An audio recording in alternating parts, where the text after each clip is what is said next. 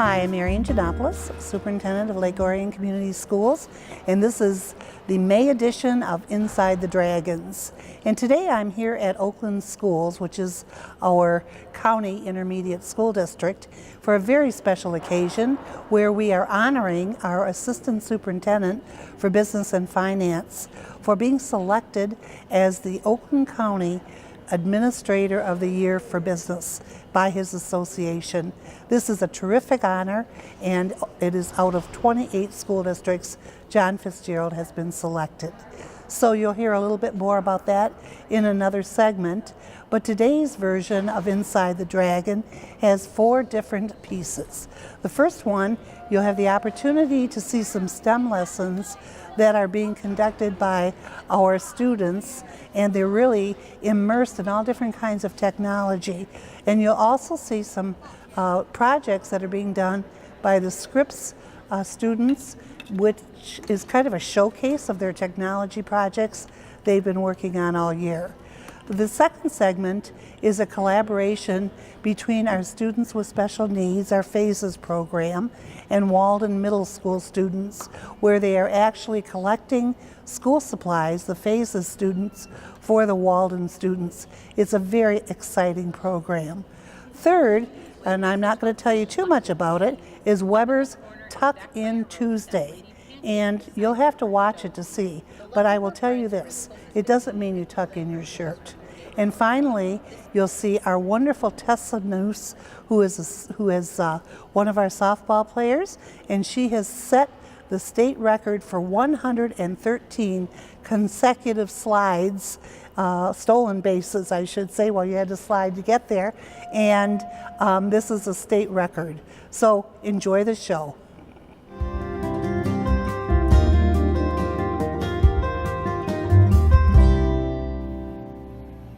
With STEM concepts playing an important role in the Lake Orion Community Schools curriculum, a number of schools are finding unique ways to bring those opportunities to students. At Scripps Middle School, in early May, nearly 80 students were involved in a tech showcase exploring the application of scientific knowledge for practical purposes. So for the Scripps Technology Showcase, we went and found students who had done really exceptional projects throughout the year using technology. And the definition that we used for technology was the scientific application of knowledge for practical purposes. So in order to be in the showcase, students had to start thinking about not only what the project was and what they learned from it, but how they were going to apply that knowledge for their future. So they all did a little bit of research on careers and found out how that knowledge is actually going to apply to their future, what sort of careers they learned about, and what careers they might be interested in. So I'm so proud of all of the students that are in this showcase. They all volunteered to be here to show their projects, and it's also a great way for them to practice their speaking and listening skills, since those are some standards that are really important that kids don't always get the opportunity to practice as thoroughly as in a situation like this, where they're actually being interviewed by people and having to explain what they learned and what they're going to do with it. So we had to build a robot that would take these minerals and put them in something called the lander, which I don't have a picture of, but it was basically this thing, and kind of like a box, and you have to put these minerals in specific areas on the box to get points. So in robotics, so computer science is so important, especially with all the developing technology. So we learned a lot about that, like computer programming and like controls and electrical things, soldering, building machinery. So our goal is to get this yellow card to fall into this box. Yeah.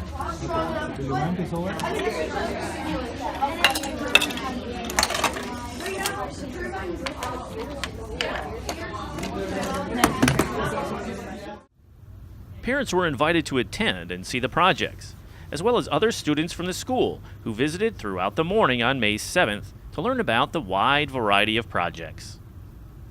We learned programming and problem solving, and this could lead to careers like developing things and programming. So we programmed the pickup thing. This is a color sensor, also this is a heat sensor and another color sensor. This is just a motion sensor. And then this is like a degree sensor to sense where it is. This is a suspension bridge we built. Architects, obviously. And so basically, it's supposed to teach us different things like design and civil engineer things, and also public speaker, like say like this thing. What we learned is that we learned how to design bridges, create a presentation, understand how it feels, and understand how it feels to be a civil engineer. At Paint Creek Elementary, the STEM concepts were about programming, even at a lower level. The kindergarten and developmental kindergarten students were treated to an in-school field trip from the Robot Garage. So at our youngest level, we're really interested in just letting them know that robots need to be controlled by us. So we learn how to program them and let them know that robots aren't smart, we're the smart ones, and we get to boss them around and tell them what to do. So we build the robot first, talk a little bit about the engineering concepts involved, and then we program it with the laptop. They get so excited the first time they see it move. You can build it, you can program it, but they don't really understand it. They don't understand the concept until they press that start button and it starts moving, and they just are so engaged. It's really amazing. The Paint Creek students built the robot, listened intently, and took to the keyboarding part before learning how to maneuver the object.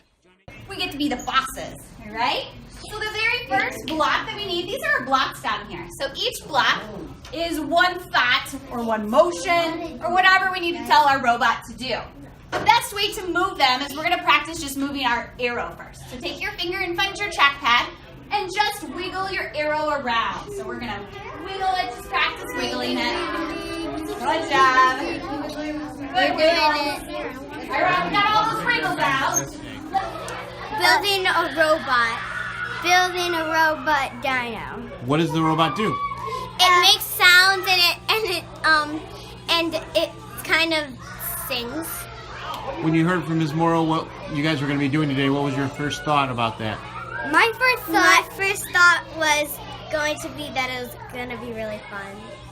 My first thought, if it was a dinosaur, I thought it was going to go like that, but it just can. Being able to punch in a number and slide squares into a different order got the students excited. And when the dinosaur began moving to their commands, they were hooked. And then feed it some leaves. You have to move your hand around for it to see you.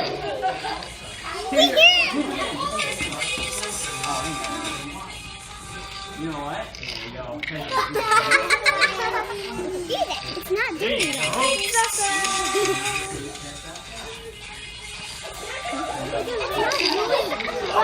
Watch it.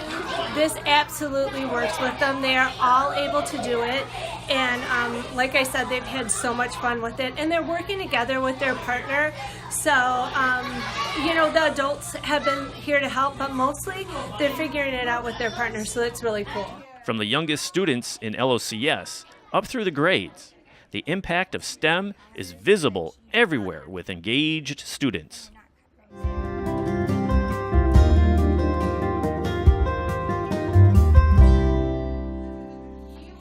When Waldon Middle School principal Randy Groya was looking for a school supply vendor for his students early last year, he heard about a unique opportunity. The students in the Lake Orion Community Schools Phases program are always looking for real-world skills, and being able to assemble supply kits for the Waldon Middle School students was a great connection. A number of years ago, I was approached by a smaller company from Clarkston, and they were offering the school supply kits. And so we did that for a year or two, and it got a little traction, and then they decided that they were going to go in a different direction, so we were looking for another company. And then we found another one that was called On My Own, which is it's very similar to our Phases program. It's a postgraduate, post-high school group of students who are doing very similar things, looking for real-world jobs. And then once I found out that our district also offers a very similar program, I thought we should probably utilize this opportunity for that. So talked with our coordinator at Phases, Alli, and it ended up becoming a great partnership. So this is our second year going through the process. Last year was a bit of a learning curve, and now we know what to expect. So this year, hopefully it'll be great and it'll go without a hitch. And they did a great job for us last year. Phase's teacher, Alli Walsh, created an assembly line. The first year was a learning curve on both ends, and now they are preparing the kits again for next fall. I think within like the first 2 days of having our system down and having a process, we knew right away this was something that we could do for school supply kits, but other kits as well. They enjoy it and they're successful and they can be independent. Any one of our students can come in no matter where they're at and they can independently put something together and feel good about the job that they do. When the Waldon students and parents arrive next fall, they'll have the supplies they need for the school year and will know that it was other dragons in the school community who made it happen. We had them delivered at our registration day in August, and they were prepared, and the students got them right off the bat. It's very convenient for our students. They have everything they need within that within the bag, and then also it's convenient for parents that they don't have to run from store to store or look for a certain brand. It's all right there together, and then it also helps out one of our programs here in the district.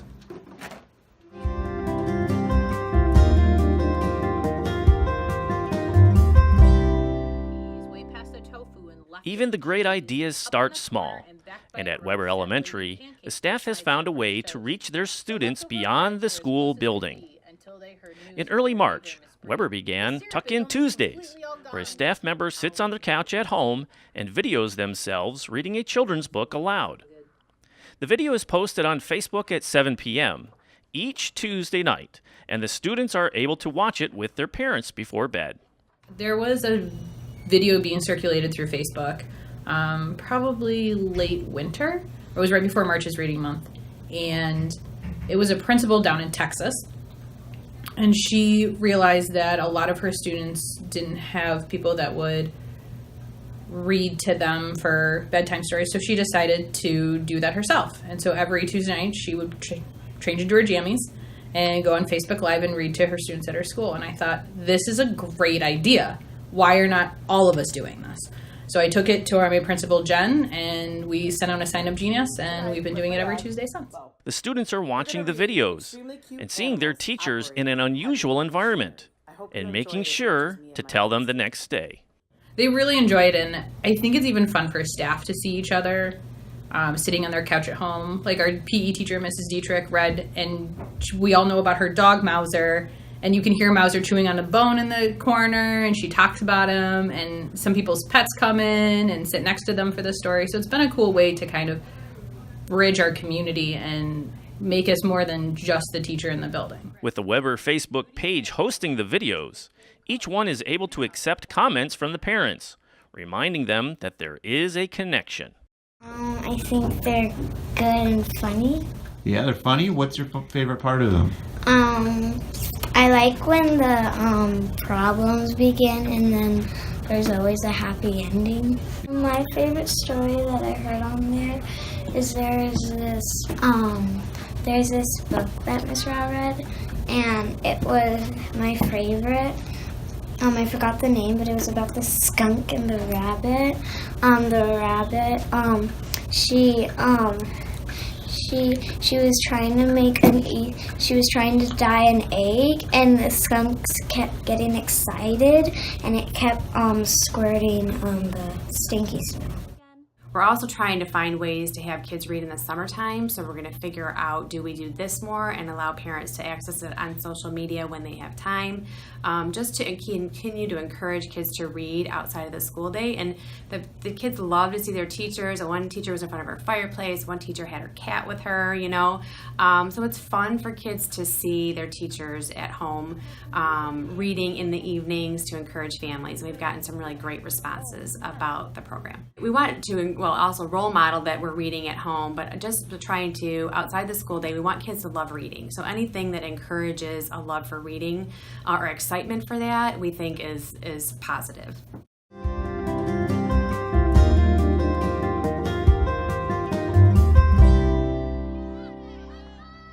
Ability, passion, dedication, diligence.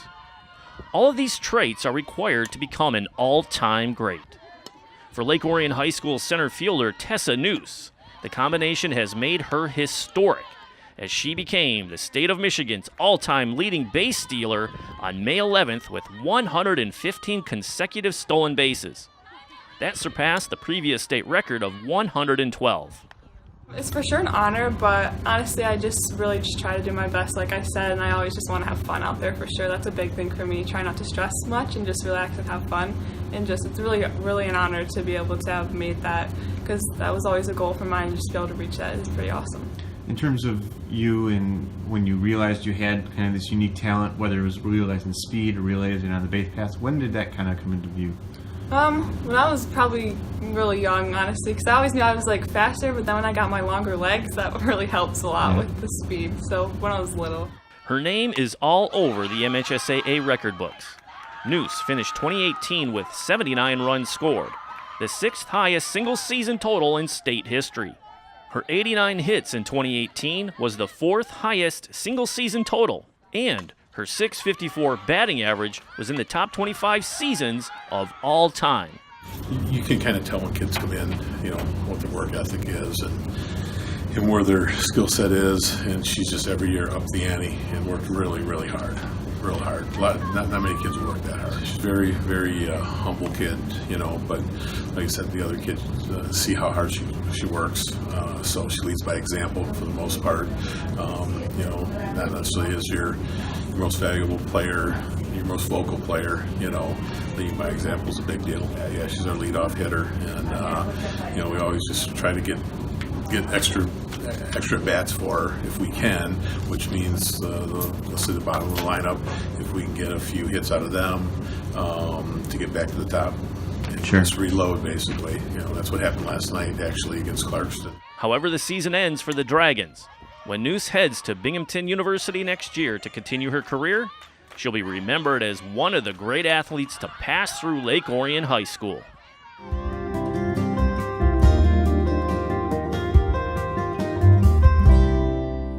Thank you for watching the May edition of Inside the Dragons. We have one more to go in June. Enjoy.